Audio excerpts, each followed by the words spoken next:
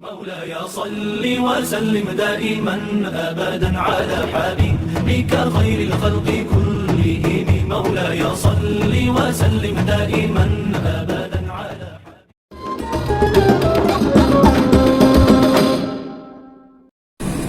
Assalamualaikum warahmatullahi wabarakatuh. Ahlan wa sahlan teman-teman, kembali lagi di podcast Sejarah Islam. Saya, Wafi Ulil Hairba, akan membawakan sebuah tema menarik, yaitu sejarah Al-Quran di Eropa. Kali ini saya ditemani oleh saudari Eni Lydia. Hai teman-teman. Oke Mbak Lydia, jadi kebanyakan orang mengetahui bahwa percetakan Al-Quran pertama kali dilakukan di negara Islam, seperti di Timur Tengah. Tapi siapa sangka bahwa percetakan Al-Quran pertama kali dilakukan di negara Eropa. Hal ini tentunya sangat menarik untuk kita kaji secara lebih lanjut. Mari kita mulai pembahasan kali ini dengan sejarah masuknya Islam di Eropa. Bagaimana Mbak Lydia? Baik, sejarah masuknya Islam di Eropa ini bermula pada tahun 711 Masehi, yang mana dibawa oleh pimpinan Tariq bin Ziyad dari dinasti Umayyah. Dalam Tariq bin Ziyad berhasil menaklukkan salah satu negara yang berada di wilayah Eropa, yaitu Andalusia. Oh, yang sekarang kita kenal sebagai Spanyol ya Mbak? Ya, betul sekali, yang kita kenal sebagai negara Spanyol saat ini. Nah, setelah ditaklukkannya Andalusia oleh Tariq bin Ziyad, kemudian Andalusia menjadi salah satu wilayah dari dinasti Umayyah, yang mana hingga pada abad ke-10 diperkirakan Andalusia telah memiliki 782.999 jiwa umat Islam yang kemudian mengalami masa kejayaannya. Kalau tidak salah, saya pernah mengetahui bahwa akhirnya dinasti Umayyah mengalami kemunduran pada tahun 1492 ya Mbak? Betul sekali, lebih tepatnya setelah kemunduran tersebut, umat Islam yang berada di Eropa semakin meluas. Dengan semakin meluasnya agama Islam di Eropa tersebut membuat Al-Quran tidak hanya dipelajari oleh umat Islam saja, melainkan selain umat Islam pun juga tertarik untuk mempelajarinya. Di Eropa sendiri, Al-Quran dikenal pada keemasan Islam, di mana di situ adalah awal kontak budaya dunia antara Islam dan Eropa, yang mana akhirnya di Eropa mulailah diadakan kajian-kajian tentang Islam, baik itu tentang Al-Quran ataupun Nabi Muhammad. Wah, Masya Allah, ternyata proses sejarah masuknya Islam di Eropa sangat menarik ya Mbak. Baiklah, sekarang kita akan memasuki pembahasan yang kedua, yaitu tentang sejarah percetakan Al-Quran di Eropa. Ya, adanya percetakan Al-Quran di Eropa tentu saja tidak bisa kita pandang sebelah mata, karena seperti yang kita ketahui, Eropa lah yang pertama kali menciptakan mesin cetak. Hal itu menjadikan Eropa mampu mencetak buku-buku termasuk juga Al-Quran lebih dahulu. Bahkan di negara Timur Tengah yang basicnya adalah negara Islam belum bisa membuatnya. Lantas, mengapa Eropa yang notabene bukan adalah negara Islam mau mencetak Al-Quran? Bagaimana Mbak Lydia? Oke, kita mulai dari percetakan Al-Quran yang berada di kota Venesia, sebuah kota di utara Italia, ibu kota dari negara Veneto. Al-Quran tersebut dicetak oleh Paganino dan Alessandro Paganini menggunakan mesin cetak berjenis The Movable Type. Kemudian, menurut beberapa sumber yang saya baca, Al-Quran cetakan ini pernah menghilang selama beberapa tahun. Atas menghilangnya cetakan ini terjadi beberapa dugaan. Yang pertama, menurut Regis Blecher dan Hebrusin, Al-Quran edisi ini diduga dibakar dan dihancurkan atas perintah paus gereja Katolik pada saat itu. Sedangkan menurut Fred Lembus, ia mengatakan bahwa percetakan Al-Quran ini tidak sukses. Namun, semua pendapat itu jatuh ketika Angelo Nuovo menemukan kopian dari cetakan Venice tersebut di perpustakaan Franciscan Friars of San Michele di Isola di Venice pada tahun 1980-an dengan keadaan hampir rusak. Menurut sejarah, dikatakan bahwa Al-Quran cetakan Venice tersebut pernah akan dijual kepada Kekaisaran Ottoman oleh Alessandro Paganini. Ia pergi ke Istanbul untuk menjualnya, namun hal itu tidak dapat membuat sambutan baik dari pihak Ottoman. Hal ini terjadi karena pihak Ottoman beranggapan bahwa Al-Quran adalah teks suci, sedangkan Alessandro adalah seorang kafir. Selain itu, terdapat banyak sekali kesalahpahaman dalam percetakan tersebut. Al-Quran hingga menimbulkan reduksi makna yang berbeda. Jadi pada cetakan pertama ini itu dirasa kurang valid karena yang mencetak itu bukan dari umat Islam dan ditakutkan ada redaksi yang dirubah dari sang pencetak tersebut. Maka mushaf cetakan Venice ini terdiri dari 771.232 lembar dan tidak berhalaman, jauh berbeda dengan lembar halaman Al-Quran yang asli. Oh, jadi secara tidak langsung berarti Al-Quran pada cetakan itu diniatkan sebagai sumber keuangan saja ya Mbak? Ya, atau bisa jadi untuk mempropaganda antara umat Islam dan umat non-Islam, karena itu terjadi bukan di negara Timur Tengah dan itu terjadi di negara Eropa. Oke, berikutnya kita akan masuk pada sejarah percetakan Al-Quran di Hamburg. Pada mulanya, percetakan ini dilakukan oleh seorang kepala pastor di Hamburg yang bernama Abbarrahman Henkelmann pada tahun 1652 sampai 1692 Masehi, karena ia memperoleh pendidikan istimewa di Oriental Studies pada tahun 1668 sampai 1672 Masehi. Dari gelar pendidikan tersebut membuat ia berhasil mengumpulkan manuskrip-manuskrip Al-Quran terkenal hingga memungkinkan dia untuk menerbitkan teks Al-Quran.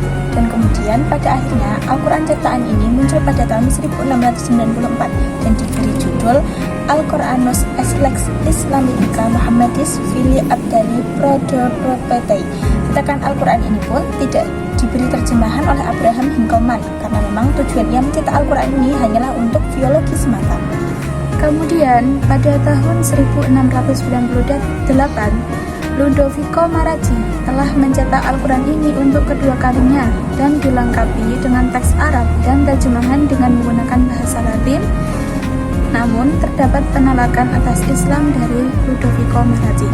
Al-Quran cetakan dari Ludovico Maraggi ini juga dikenal dengan nama Al-Quranic Textus Universus. Jadi, percetakan Al-Quran di Hamburg ini mengalami beberapa kali percetakan dengan orang yang mencetak ini berbeda-beda gitu. Oke, kita masuk sejarah percetakan Al-Quran berikutnya, yaitu sejarah percetakan Al-Quran di St. Petersburg, yaitu pada tahun 1787 Masehi. Hal ini terjadi di bawah perintah dari Ratu Turki, yaitu Sarina Catherine II. Setelah perdamaian Kucuk Kainara pasca terjadinya perang antara Rusia dan Turki pada tahun 1768 sampai 1774 Masehi. Al-Quran pada cetakan St. Petersburg ini ditahqiq oleh sarjana-sarjana Islam. Kemudian diberi kutipan-kutipan keterangan dari kitab tafsir.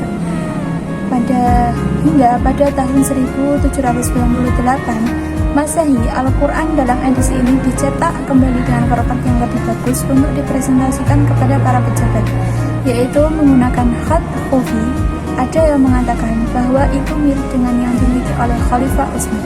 Jadi percetakan Al-Quran pada St. Petersburg ini mulai mirip dengan mushaf Al-Quran yang pertama, yaitu dari Khalifah Utsman. Wah, dari sini sudah mulai terlihat nih titik kesamaan antara Al-Quran cetakan di Spanyol dan juga Al-Quran mushaf dari Utsman. Betul sekali. Kemudian cetakan Al-Quran ini berlanjut pada masa cetakan Leipzig. Al-Quran dicetak di Leipzig pada tahun 1834 dan diterjemahkan oleh orientalis Jerman, yaitu Gustav Flügel. Cetakan mushaf ini diberi nama Quranic Text Arabicus. Edisi ini juga dilengkapi dengan pedoman penggunaan Concordance Al-Quran atau juga bisa disebut dengan Flügel Edition. Cetakan ini juga dijadikan rujukan bagi sarjana-sarjana barat hingga pada abad ke-20. Al-Quran ini juga mulai menyebar luas ke dunia Islam setelah Perang Dunia I. Edisi ini kemudian dicetak lagi pada tahun 1841, 1855, 1867, 1870, 1881, dan 1893. Namun, orang-orang Islam menilai adanya ketidaksesuaian dengan Al-Quran yang digunakan umat Islam pada umumnya, terutama pada pedoman surat. Beberapa tahun setelah itu, Vogel juga menerbitkan Indeks Al-Quran yang merupakan kontribusi yang sangat besar bagi kajian keislaman. Jadi, mulai percetakan Al-Quran di Leipzig ini sudah mulai ditemukan kesamaan dengan Al-Quran yang asli atau yang biasa kita sebut dengan Utsmani. Namun, masih juga terdapat kekurangan di dalamnya. Seperti yang saya dengar tadi, ternyata juga Al-Quran ciptakan dari Leipzig ini juga sudah mulai menjadi sumber rujukan ya. Betul sekali. Kajian Islam. Betul sekali. Nah, dari percetakan Leipzig ini muncullah percetakan berikutnya dari beberapa daerah atau wilayah lainnya, hingga akhirnya kita mengenal Al-Quran yang berada di Indonesia ini dengan cetakan yang benar-benar sudah mirip dengan mushaf Utsmani. Wah, ternyata percetakan Al-Quran di Eropa mengalami proses yang cukup panjang ya, Mbak. Betul sekali. Oke, kemudian kita akan membahas tentang pembahasan yang ketiga, yaitu tentang sejarah penerjemahan Al-Quran di Eropa. Al-Quran yang mulai dikenal oleh bangsa Eropa pada masa keemasan Islam dan berbarengan dengan masa kegelapannya abad pertengahan di dunia barat menjadi faktor terjadinya gesekan budaya Islam dan dunia barat yang sangat berpengaruh satu dengan yang lainnya. Hal ini membuat para ilmuwan barat berusaha untuk menerjemahkan Al-Quran ke dalam bahasa Latin. Proses penerjemahan teks-teks Arab ke Latin menimbulkan polemik berkepanjangan karena berbarengan dengan suasana kompetisi antara Barat Kristen dan Arab Islam untuk berebut pengaruh serta saling mengunggulkan keyakinan masing-masing. Jadi, gimana Mbak Lydia sejarah dari penerjemahan Al-Quran di Eropa menurut Mbak Lydia? Nah, kemudian sejarah penerjemahan Al-Quran yang juga terjadi di Eropa. Jika kita lihat sejarah penerjemahan Al-Quran paling awal tercatat di Spanyol. Awal mulanya yaitu pada tahun 1142 sampai 1289 Masehi. Pada dinasti Mawahidun, yaitu menerjemahkan Al-Quran ke dalam bahasa Berber. Namun, tidak dilanjutkan dan akhirnya dimusnahkan. Namun, seiring perkembangan zaman, para ulama akhirnya memperbolehkan menerjemahkan Al-Quran ke dalam bahasa selain bahasa Arab. Penerjemahan Al-Quran ke dalam bahasa Eropa telah dimulai sejak tahun 1146 Masehi. Sejarah mencatat, Al-Quran pertama kali diterjemahkan ke dalam bahasa Latin oleh seorang pendeta yang bernama Petrus Venerabilis. Salah satu alasannya adalah adanya peningkatan orang Eropa, terutama di luar Spanyol, terhadap kontak budaya dengan Islam, sehingga mereka berusaha mengaji dan menelaah lebih dalam mengenai Islam, termasuk Al-Quran dan sejarah Nabi Muhammad sebagai penerima wahyu. Jadi, awal mula penerjemahan Al-Quran ini karena rasa ingin tahunya orang Eropa yang semakin meluas. Jadi, mereka ini berinisiatif untuk menerjemahkan Al-Quran ke dalam bahasa Latin agar mudah untuk mereka pahami. Dari penerjemahan Al-Quran yang dilakukan oleh Petrus tersebut membuat para ilmuwan muslim yang berada di barat menjadikan rujukan utama hingga penghujung abad ke-17. Dengan adanya terjemahan Al-Quran dengan bahasa lain tersebut memancing para sarjana barat untuk memproduksi karya terjemahan Al-Quran. Dalam perkembangan kajian Islam di Barat juga mengalami dinamika perkembangan yang cukup pesat, apalagi setelah adanya terjemahan Al-Quran dari seorang pendeta dari Italia, yaitu Ludovico Maraggi. Kembali lagi ya pada sosok Ludovico Maraggi tersebut. Dalam perkembangan kajian Islam di Barat, tidak hanya berkisar pada penerjemahan Al-Quran ke bahasa Latin, Prancis, Jerman, dan Inggris, melainkan juga berkembang pada kajian-kajian lain terkait dengan Al-Quran. Nah, awal mula kajian Al-Quran yang dilakukan di Barat adalah penerjemahan Al-Quran ke dalam bahasa Latin dan bahasa Eropa lainnya. Potret kajian Al-Quran di Barat yang tidak hanya terkait dengan penerjemahan Al-Quran, melainkan pada hal-hal lain terkait dengan kajian Al-Quran secara umum. Jadi, adanya kajian-kajian Islam di Eropa ini mulai untuk menerjemahkan Al-Quran ke dalam bahasa mereka, tapi juga merambat ke ranah ilmuwan Islam, ke ilmu-ilmu Islam yang lain seperti sejarah Nabi, sejarah pewahyuan, dan hal itu membuat mereka itu semakin tertarik karena persaingan antara dunia Barat dan Islam pada masa itu benar-benar terasa sekali ya teman-teman. Masya Allah, luar biasa sekali ternyata semua proses-prosesnya. Wah, ternyata luar biasa sekali ya semua kisah yang telah kita bahas tadi. Terima kasih Mbak Lydia atas semua informasi yang sudah disampaikan kepada kita. Jadi, dalam pembahasan tadi saya akan menyimpulkan beberapa poin, yaitu saya menyimpulkan bahwa sejarah masuknya Islam di Eropa dan penerjemahan Al-Quran memiliki peranan penting dalam interaksi budaya antara dunia Islam dan Barat. Proses penaklukan semenanjung Andalusia pada tahun 711 Masehi menjadi titik awal penyebaran Islam di Eropa, yang kemudian diikuti oleh perkembangan peradaban Islam yang besar, terutama di bidang ilmu pengetahuan. Meskipun mengalami kemunduran, warisan budaya dan intelektual Islam tetap mempengaruhi masyarakat Eropa. Penerbitan Al-Quran di Eropa yang dimulai dengan cetakan Venice pada tahun 1537 sampai 1538 menunjukkan bahwa meskipun Eropa bukan negara Islam, ada ketertarikan untuk mempelajari dan menyebarkan teks suci Al-Quran. Percetakan Al-Quran di berbagai kota seperti Hamburg, St. Petersburg, dan Leipzig mencerminkan upaya untuk memahami dan mengakses ajaran Islam, meskipun seringkali disertai dengan kesalahan dan penolakan terhadap isi Al-Quran. Secara keseluruhan, sejarah penerjemahan Al-Quran di Eropa tidak hanya mencerminkan upaya untuk memahami teks suci umat Islam, tetapi juga menunjukkan dinamika hubungan antara dua budaya yang berbeda. Proses ini terus berlanjut hingga kini, dengan semakin banyaknya karya-karya yang terus menjembatani pemahaman antara Islam dan juga Barat.